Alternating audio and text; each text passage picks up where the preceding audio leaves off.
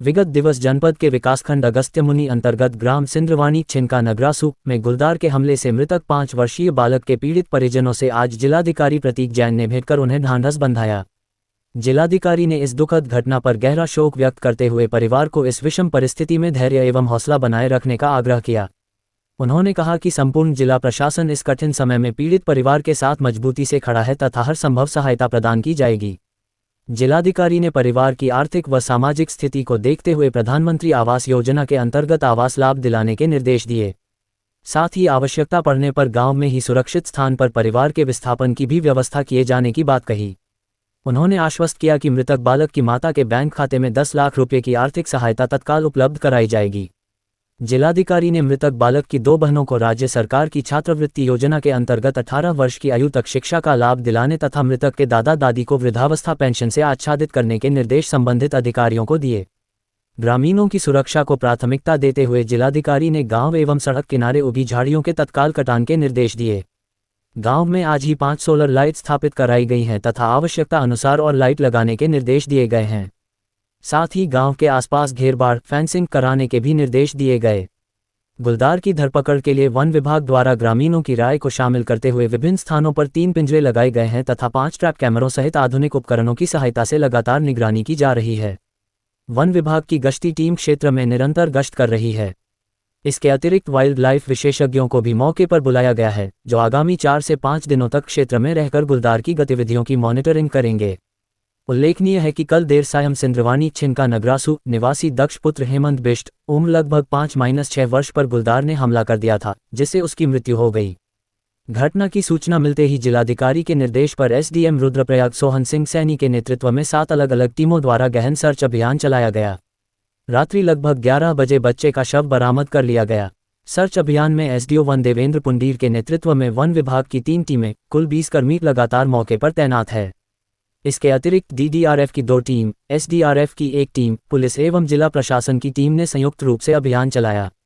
कुल मिलाकर वन विभाग के 20 कर्मी, डीडीआरएफ व एसडीआरएफ के 14 कर्मी, जिला प्रशासन के 6 कर्मी एवं पुलिस बल सर्च अभियान में शामिल रहे।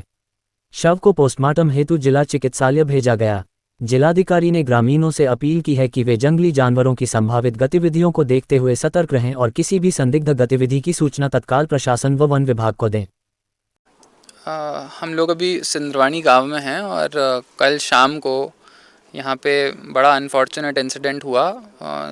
आप लोग सब जानते हैं कि केवल 5 साल का ही बच्चा था, उसे एक लेपर्ड ने अटैक किया और उठा के ले गया।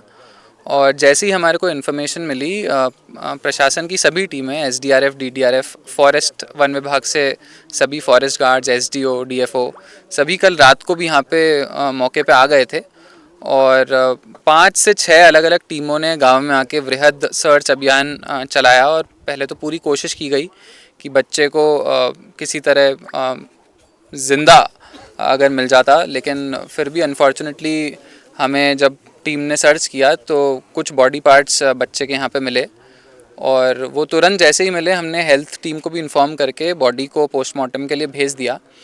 अब बहुत ही दुर्भाग्यपूर्ण घटना है और लेकिन फिर भी जंगली जानवर का हमने देखा है कि इस सीज़न काफ़ी सारे अटैक्स हमारे को देखने को मिले।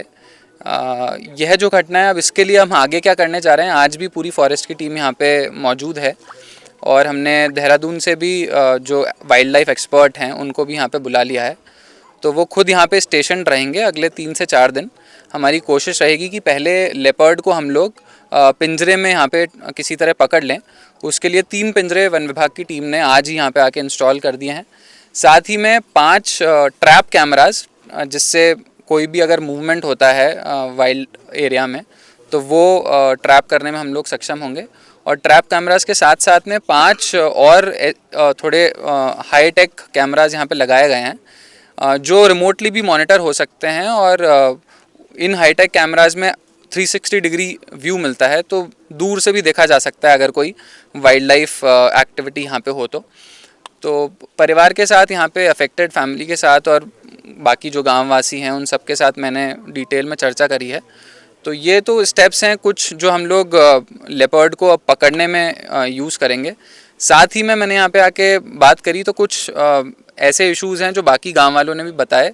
कुछ गांव के ऐसे एरियाज़ हैं जो कि एकदम जंगल से सटीक लगे हुए हैं, तो वहाँ पे हमने आज ही 5 सोलर लाइट तो आज ही हम लोग यहाँ पे इंस्टॉल करने वाले हैं। एक बार फिर से हमारी टीम निरीक्षण कर लेगी और जहाँ पे अगर ज़रूरत पड़ेगी तो और सोलर लाइट्स भी हम वहाँ पे इंस्टॉल कर देंगे, ताकि शाम के टाइम पे, रात के टाइम पे अगर वो आवासीय क्षेत्र के आसपास अगर जंगल भूमि है तो लोगों को वहाँ पे मॉनिटर करने में और निगरानी करने में थोड़ी आसानी होगी। और साथ ही में ये गांव थोड़ा सा आपदाग्रस्त भी है, कुछ एरियाज़ हैं जो आपदा से अफेक्टेड हैं, तो उसके लिए एक पृथक से यहाँ पे आज सीडीओ साहब, बीडीओ, एसडीएम सभी यहाँ पे उपस्थित हैं, तो अलग से भी हमारी टीम अलग से सर्वे कर लेगी, ताकि हम लोग इंश्योर करें कि जो बाकी गांव की समस्या है वो भी हम लोग अच्छे से रिजॉल्व कर सकें। सर परिवार मुझे बताया गया कि जो अफेक्टेड फैमिली है, तो उनकी जो बच्चे की माताजी हैं वही यहाँ पे साथ में रहती हैं और दादा दादी साथ में रहते हैं। जो बच्चे के पिता हैं वो यहाँ पे किसी रीज़न की वजह से परिवार से अलग रहते हैं, तो हम लोग जो भी सहायक धनराशि है, आर्थिक सहायता है, वो जैसा गांव वालों ने हमसे साझा किया, हम लोग माताजी के नाम पे ही चेक काटेंगे। फॉरेस्ट विभाग ने ऑलरेडी 10 लाख का धनराशि जो होता है सहायता धनराशि, वो फैमिली के नाम पे चेक बना दिया है और कल ही फैमिली के नाम पे ये 10 लाख जो हैं वो भी क्रेडिट हो जाएंगे। साथ ही में हम लोग प्रयास करेंगे कि बच्चों के लिए भी एक राज्य सरकार की योजना है, स्कॉलरशिप योजना है, तो उसके अंतर्गत बच्चों की पढ़ाई को भी 18 साल तक हम लोग स्पॉन्सर कर सकते हैं, उसमें भी फैमिली को सपोर्ट करने की कोशिश करेंगे। साथ ही में वृद्धावस्था पेंशन भी, जैसे जो मृत बच्चा है उसके दादा दादी को वृद्धावस्था पेंशन का भी प्रोविज़न है, तो समाज कल्याण विभाग से हम लोग वृद्धावस्था पेंशन भी लगवा सकते हैं। और उसके अतिरिक्त जैसे आवास की स्थिति भी मैंने देखा थोड़ी अच्छी नहीं है, तो हम लोग आवास योजना के अंतर्गत भी जो भी सहायता धनराशि होगी, जो कि अभी 1,30,000 के आसपास मिलती है, तो वो भी हम लोग फैमिली को देने का प्रयास करेंगे। सर शूट आउट जी बिल्कुल, जैसा आपने बताया, अगर कोई भी इस तरह का अटैक होता है तो बड़ी वाजिब डिमांड है कि शूट आउट के भी कदम लिए जा सकते हैं, लेकिन उसका भी एक प्रॉपर प्रोसेस होता है। हमने उच्च अधिकारियों से भी बात कर ली है और शूट आउट भी रिकमेंडेशन जिला प्रशासन की ओर से वन विभाग को दे दिया है, लेकिन वन विभाग का भी शूट आउट से पहले ऑब्वियसली एक स्टेप रहता है, तो पहले जानवर को ट्रैप करने की कोशिश करेंगे, इसीलिए 3 पिंजरे ऑलरेडी यहाँ पे मौके पे लगा दिए गए हैं। उसके बाद भी अगर हमारे को लगता है कि पिंजरे में पकड़ने में हम लोग नाकामयाब हो रहे हैं और उसके बाद भी वाइल्ड लाइफ एक्टिविटी यहाँ पे अगर क्षेत्र में हमारे को देखने को मिलती है, तो हम लोग शूट आउट भी कंसिडर करेंगे।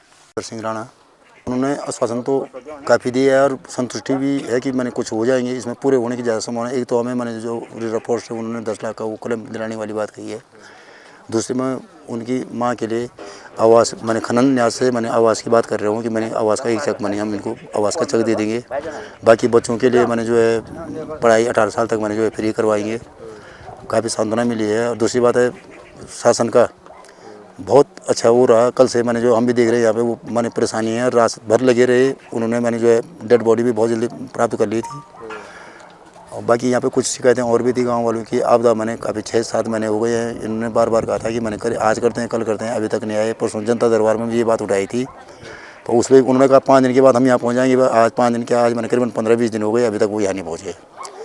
तहसील ने सिंचाई विभाग को दे रखा था, उसका निरीक्षण करके उस भूमि का मैंने वो करके उसका बजट बना के मैंने जो है मैंने को शासन को भेजा जाए, जिससे कि मैंने वो पैसे मिले। और दूसरी आपदा आने वाली है, लोग रात को सोते भी नहीं। मैंने इस गांव की स्थिति बहुत बुरी स्थिति है। पहाड़ लाइव समाचार से शंभू प्रसाद की रिपोर्ट।